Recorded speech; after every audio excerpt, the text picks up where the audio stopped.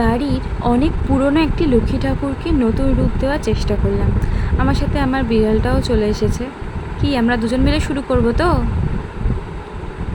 ও চুপ করে বসে আছে, কিরে? আচ্ছা, এবার তো আমাদের শুরু করতে হবে। প্রথমে মূর্তির গায়ে যত যা সাজ পোশাক ছিল, নোংরা সমস্ত কিছু আমি পরিষ্কার করলাম। নোংরা এই কারণেই, কারণ অনেক বছর পুরনো লক্ষ্মী ঠাকুর এটা, তো সেই জন্য আমরা এটাকে ফেলিনি, এটাকে নতুনভাবে আমরা সাজানোর চেষ্টা করলাম। স্কিনের কালারটা আমি করে নিচ্ছি। আমি সব কিছুই কিন্তু ফেব্রিক কালার ইউজ করি সব কিছুতেই। তো ইউজ করার পর এরপর ভালো করে শুকাতে হবে। দেন আমি হাইলাইট দিয়ে এবার চোখটা করেছিলাম। আমি চেয়েছিলাম আগে যে রূপটা ছিল সেই রূপটা রাখবো না, একটু নতুনত্ব রাখবো। নতুন করে আমি লক্ষ্মী ঠাকুরকে চেয়েছিলাম সাজাতে। তো তোমরা দেখলে বুঝতে পারছো যে পুরো লুকটা চেঞ্জ হয়ে গেছে, মুখটা এরকম ছিল না। আচ্ছা, আরেকটা কথা বলে রাখি, যদি রং ঠিকমতো না শুকায় তাহলে কিন্তু হাতে দেওয়া অংশটার সঙ্গে সঙ্গে রংটাও কিন্তু চলে আসবে, ছালের মতনভাবে উঠে আসবে। এটা আমার ক্ষেত্রে হয়েছে, তাই তোমাদেরকেও বলে রাখলাম।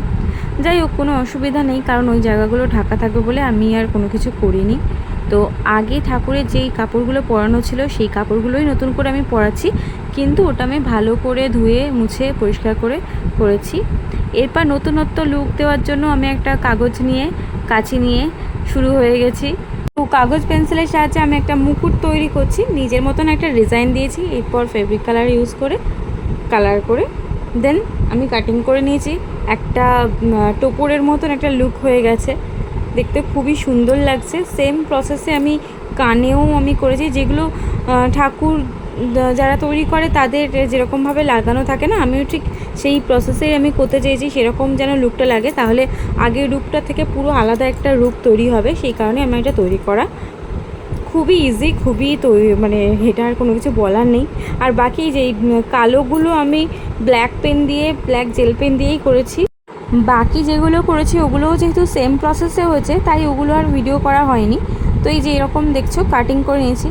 টোপরটা পরানোর জন্য আমি আঠা ইউজ করে নর্মালি ফেভিকল ইউজ করেছি। দেন আচ্ছা, এটাও একটা আমি করেছিলাম ছোটো মতন একটা ভিডিও, এটা গলায় পরার জন্য করেছিলাম।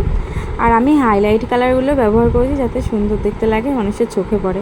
তো যাই হোক, আমার ঠাকুর নতুন রূপে একেবারে তৈরি, আমার মা লক্ষ্মী।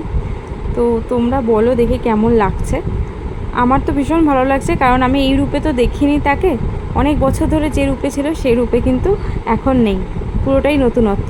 কিন্তু শুধু তো মা লক্ষ্মী করলে হবে না, তার সঙ্গে প্যাঁচা আছে, তার ঝাঁপিটাও আছে। এগুলোও সব আমি নিজের মতন করে করেছি। একটু নতুনত্ব যদি রাখা যায় কোনোভাবে।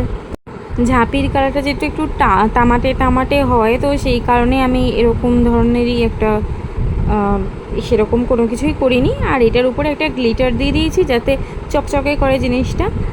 আর কিছুই রাখিনি, এটা নর্মালি রেখেছি। আর আমি প্যাঁচাটাকে একটু চেঞ্জ করেছি, প্যাঁচাটাকে একটু এমনভাবে লুক দিয়েছি যে এটা সাধারণত দেখা যায় না, সেই রকম ধরনের একটা লুক দিয়েছি।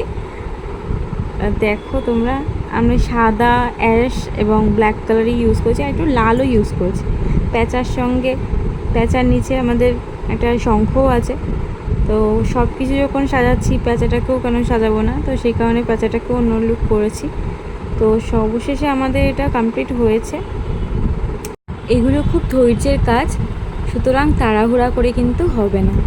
যাই হোক, আমার ঠাকুরকে আমি আসনে বসিয়ে ফেলেছি, তোমরা সেই রূপটাই দেখতে পাচ্ছ এখন।